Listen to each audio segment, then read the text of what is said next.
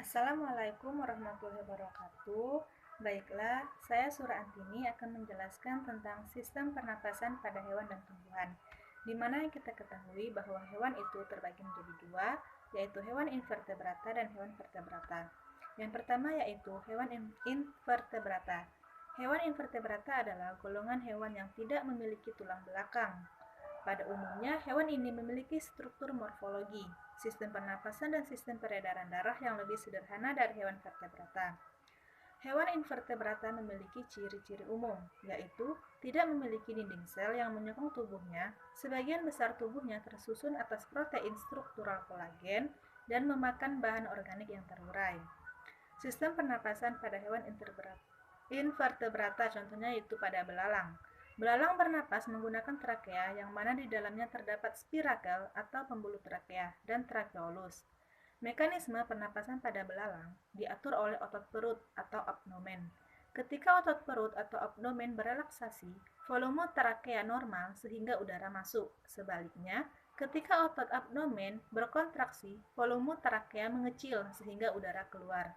Prosesnya yaitu dari udara dari luar menuju ke stigma atau spirakel, menuju ke saluran atau pembuluh trakea, menuju ke trakeolus dan ke jaringan tubuh. Selanjutnya yaitu hewan vertebrata. Hewan vertebrata adalah golongan hewan yang memiliki tulang belakang sejati. Tulang belakang berasal dari perkembangan sumbu penyokong tubuh primer atau notokorda atau korda dorsalis. Hewan vertebrata memiliki ciri-ciri umum, yaitu memiliki tulang belakang terentang sampai ke bagian ekor.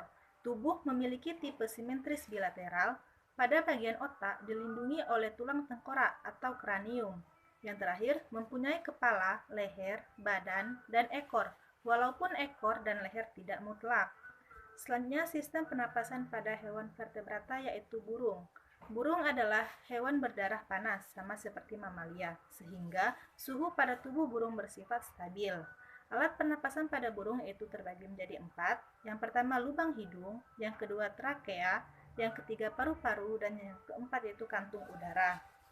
Mekanisme pernapasan pada burung terbagi menjadi 2. Yang pertama yaitu pada saat istirahat. Ada fase inspirasi, yaitu dari tulang rusuk bergerak ke depan menuju ke volume rongga dada membesar, menuju ke tekanan mengecil, dan udara akan masuk melalui saluran pernapasan. Yang kedua yaitu fase ekspirasi. Dari tulang rusuk kembali ke posisi semula, rongga dada mengecil dan tekanan membesar. Selanjutnya yaitu pada saat terbang.